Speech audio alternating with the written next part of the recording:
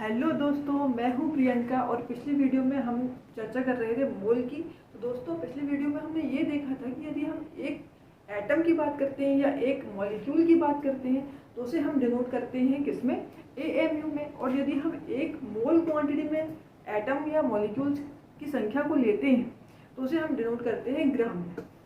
जैसे कि मैं एग्जाम्पल की बात करूँ, यदि मैं ऑक्सीजन की बात करती हूँ, यदि एक एटम ऑक्सीजन का मास होगा 16 AMU। यदि एक मोल ऑक्सीजन एटम की बात की जाए तो उसका मास होगा 16 ग्राम।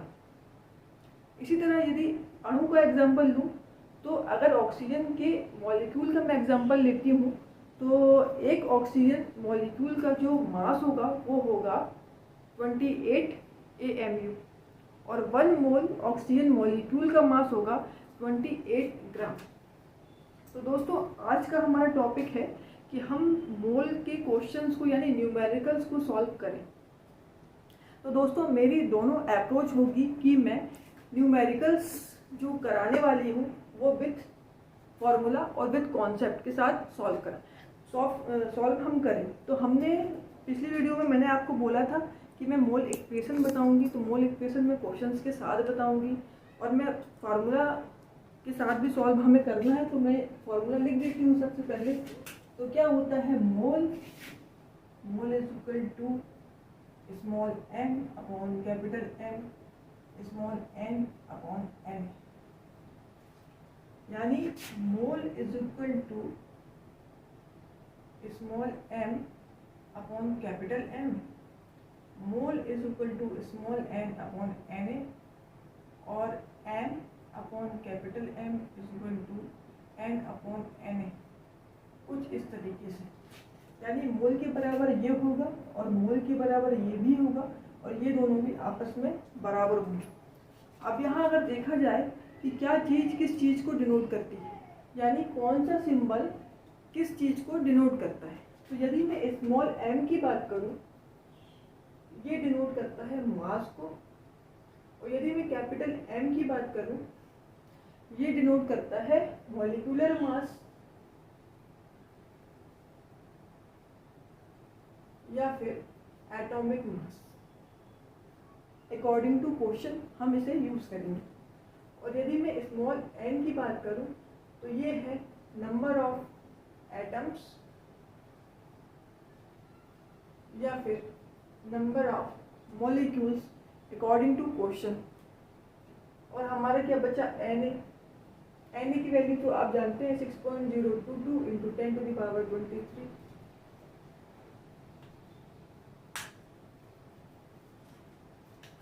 और इसको अगर याद करने का तरीका बहुत इजी है। Mole is equal to small m capital M small n capital N, यानी ऊपर दोनों आएंगे स्मॉल और नीचे दोनों आएंगे कैपिटल। चलिए हम क्वेश्चंस की शुरुआत करते हैं। और क्वेश्चन की शुरुआत करने के बाद मैं बताऊंगी आपको मोल इक्वेशन सॉल्व करते करते ही।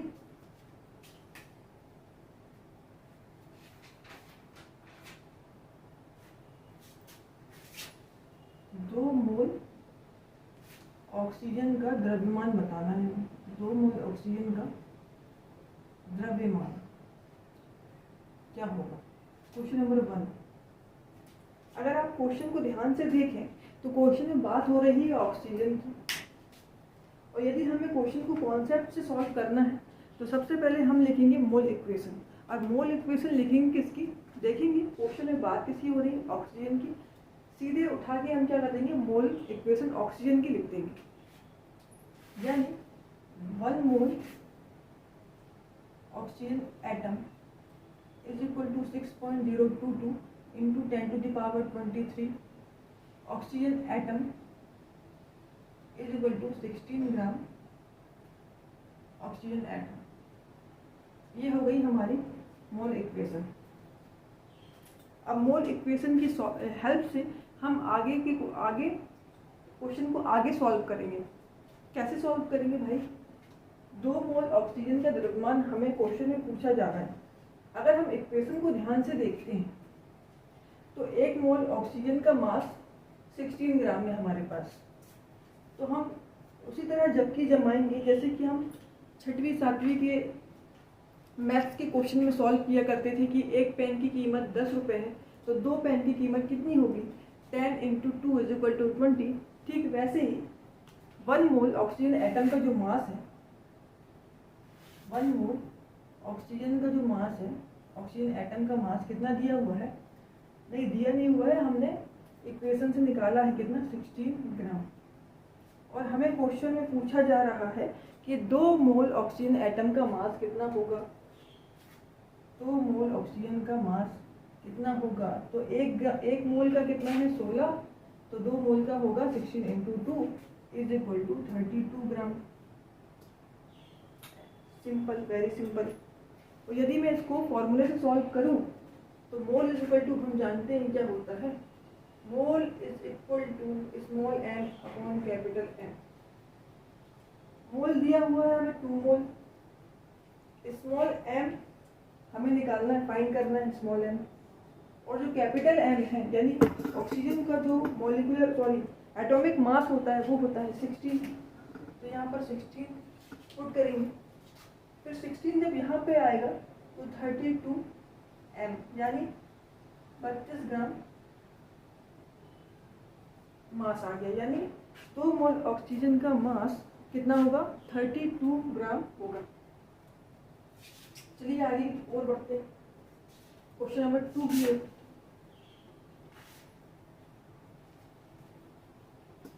क्वेश्चन नंबर 2,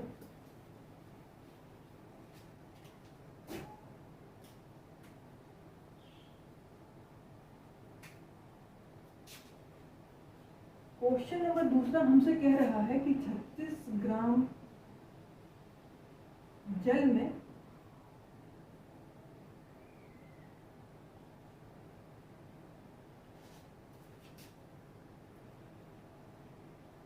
जल के कितने अणु हैं। क्वेश्चन नंबर 2 में हमसे पूछा जा रहा है कि 36 ग्राम जल में जल के कितने अणु हैं। दोस्तों ठीक वैसे ही जैसे हमने पिछले क्वेश्चन में किया था, कॉन्सेप्ट से सॉल्व करने के लिए हमें मोल इक्वेशन लिखना है, और मोल इक्वेशन लिखने के लिए हमें क्वेश्चन में देखना है कि बात किसकी हो रही है। तो हमने क्वेश्चन में देखा तो हमें पता चला कि जल की बात हो रही है, 36 ग्राम जल में जल के कितने अणु। तो सबसे पहले हम जल की यानी H2O की मोल इक्वेशन लिख देंगे। 1 मोल H2O molecule is equal to 6.022 into 10⁻23 H2O molecule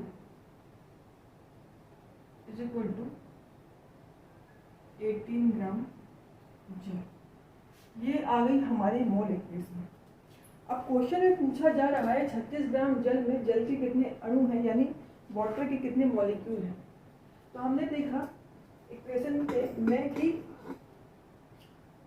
18 ग्राम जल में जल के कितने अणु, 18 ग्राम। With the help of mole equation हमने देखा 18 ग्राम जल में जल के कितने अणु हैं, 6.022 into 10⁻23 जल के अणु।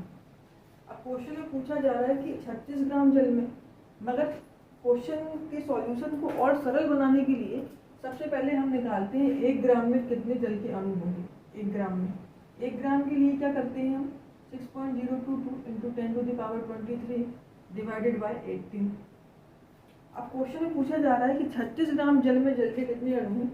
1 ग्राम में हमने निकाल लिया इतने हैं, तो 36 ग्राम में कितने जल के अणु होंगे, 36 का हमें गुणा करना पड़ेगा।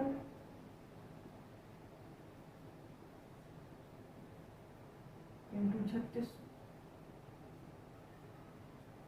उसको सॉल्व करने पर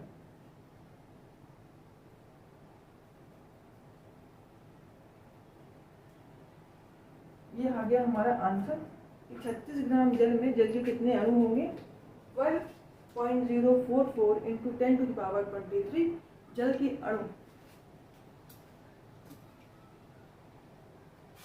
दोस्तों अब मैं इसको फॉर्मूले सॉल्व करती हूँ। तो स्वाभाविक सी बात है, यहाँ पर हमें दिया हुआ है मास और पूछा जा रहा है अणु। तो हमने जो फॉर्मूला देखा था, यहाँ पर जो अणुओं की संख्या है वो किसको डिनोट करती है, एन को, और जो मास है वो किसको डिनोट करता है, एम को।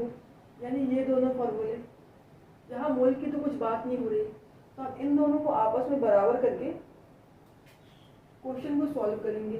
किस तरीके से, small m upon capital M is equal to n upon n। Small m की वैल्यू जो है वो दी हुई है हमें 36, और जो कैपिटल M है हमने देखा कि कैपिटल M क्या है, मास ऑफ मॉलिक्यूल या मास ऑफ एटम, यानी एटॉमिक मास या मॉलिक्यूलर मास। तो जल का मॉलिक्यूलर मास होता है 18, और हमें अणुओं की संख्या निकालनी है, और Na की वैल्यू तो आपको पता ही है, ये 2 बार कैंसिल हो जाएगा, 2 इंटू Na यहाँ जाएगा, तो Na की वैल्यू होती है 6.022 इंटू 10 टू द पावर 23,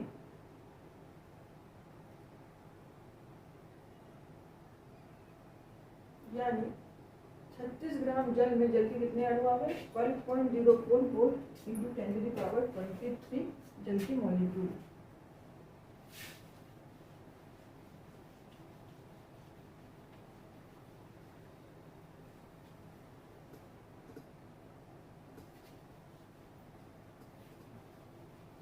अब अगले क्वेश्चन की तरफ बढ़ते हैं। क्वेश्चन नंबर 3 क्या है हमारा, क्वेश्चन नंबर 3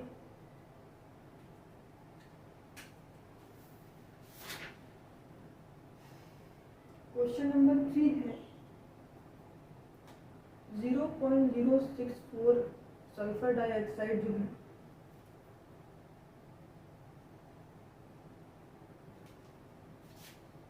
.04 ग्राम SO2 में SO2 के अणुओं की संख्या निकालना है। अणुओं की संख्या फाइंड कर ली। 0.064 ग्राम में SO2 के अणुओं की संख्या हमें निकालनी है। तो हम क्या करेंगे, अणुओं की संख्या निकालने के लिए मैंने आपको क्या बताया था, क्वेश्चन में देखना है बात किसकी हो रही है। यहाँ हमने क्वेश्चन को जब गौर से देखा तो हमें पता चला कि बात हो रही है SO2 की, बात हो रही है SO2 की। तो हम क्या करेंगे, सबसे पहले SO2 की मोल इक्वेशन लिखेंगे। तो क्या होगा, 1 mole SO2 is equal to 6.022 into 10 to the power 23 SO2 की मॉलिक्यूल 64 ग्राम। 64 ग्राम कहाँ से आया, SO2 का जो मॉलिक्यूलर मास होता है अगर आप निकालेंगे तो आएगा 64। ये हो गई हमारी मोल इक्वेशन। अब क्वेश्चन में पूछा जा रहा है अणुओं की संख्या, यानी 0.064 SO2 में सल्फर डाइऑक्साइड में अणुओं की संख्या पूछी जा रही है। तो हम मोल इक्वेशन की हेल्प से देखेंगे कि 64 ग्राम जो हमारा SO2 है उसमें अणुओं की संख्या कितनी होती है, Na, यानी 64 ग्राम SO2 में अणुओं की संख्या है 6.022 into 10 to the power 23 SO2 के मॉलिक्यूल। अब पूछा क्या जा रहा है, सब 0.064 ग्राम है। तो सबसे पहले हम क्या करेंगे, 1 ग्राम में निकालेंगे कितनी SO2 की संख्या। तो 1 ग्राम में निकालने के लिए 6.022 into 10 to the power 23 divided by 64, और फिर पूछा जा रहा है 0.064 में कितनी होगी अणुओं की संख्या। तो क्या होगा, 6.022 into 10 to the power 23 divided by 64 into 0.064। अब इसको सॉल्व करने पर क्या होगा, 64 से 64 कैंसिल हो जाएगा, और ये इसका जब हम पॉइंट हटाएंगे तो 3 जीरो नीचे चले जाएंगे। अब 3 जीरो को सेट करने के लिए जब 3 जीरो ऊपर आते हैं तो ये 23 से कैंसिल होगा। तो 6.022 इंटू 10 टू द पावर 20 ये आ गई। 0.064 ग्राम में SO2 के कितने अणु होंगे, कितने। अब इस फॉर्मूले से अगर हमें सॉल्व करना है तो देखेंगे यहाँ पे अणुओं की संख्या पूछी जा रही है जो N है, और M हमें स्मॉल m दिया हुआ है। तो कौन सा फॉर्मूला लगेगा, small m upon capital M is equal to small n upon Na। m की वैल्यू हमें दी है 0.064 और SO2 का जो मॉलिक्यूलर मास होता है वो होता है 64। N हमें फाइंड करना है और Na को जब हम यहाँ पर लेके जाएंगे Na की वैल्यू आगे सॉल्व करने पे क्या होगा, 64 कैंसिल हो जाएगा, यहाँ नीचे 1 3 जीरो आ जाएंगे और Na की वैल्यू में 3 जीरो हमें प्लस करना है। कैसे, सॉरी प्लस नहीं करना, ये ऊपर जाके माइनस होंगे। 6.022 इंटू 10 टू द पावर 23 इसकी वैल्यू होती है। 3 जीरो जब ऊपर जाएंगे तो कितने जीरो हो जाएंगे, 20। ये आ गई SO2 के अणुओं की संख्या।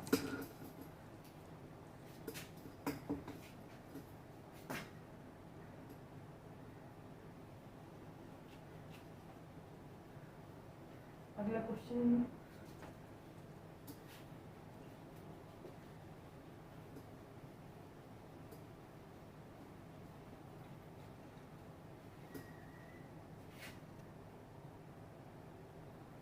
Question number 4।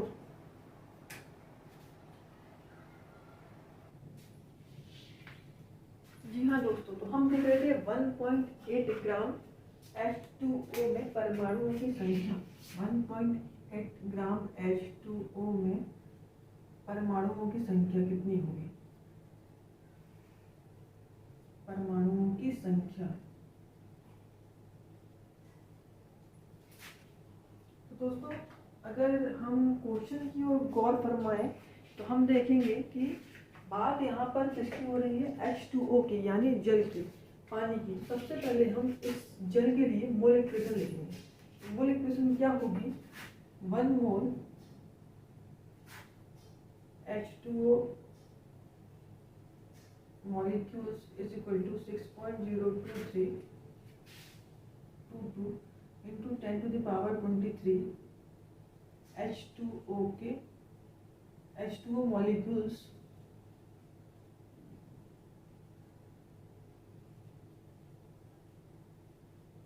बराबर 18 ग्राम जल। क्वेश्चन में पूछा गया है परमाणुओं की संख्या। सबसे पहले हम क्वेश्चन में पूछा गया है परमाणुओं की संख्या, मगर सबसे पहले हम निकालेंगे अणुओं की संख्या। क्यों निकालेंगे पहले अणुओं की संख्या, क्योंकि जो क्वेश्चन में जल दिया गया है दोस्तों ये है अणु यानी मॉलिक्यूल। तो सबसे पहले अणुओं की संख्या निकाल लेते हैं। तो 18 ग्राम जल में हमने देखा इक्वेशन में कि 18 ग्राम जो जल है, 18 ग्राम जल में कितने अणु हैं,